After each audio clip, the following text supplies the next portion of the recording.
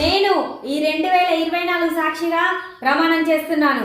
ఈ 2025లో బట్టలు ఉతుకను, గిన్నెలు తోమను, అస్సలు వంట కూడా చేయను, కనీసం చీపిరి కూడా ముట్టనని ప్రమాణం చేస్తున్నాను.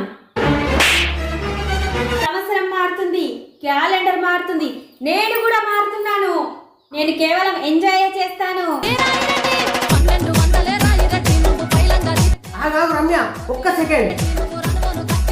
నేను 2024 సాక్షి ప్రమాణం చేసి చెప్తున్నాను, 2025లో నా భార్యకు బట్టలు కొనియను, బంగారం కొనియను, కనీసం బ్యూటీ పార్లర్ కూడా తీసుకెళ్ళను.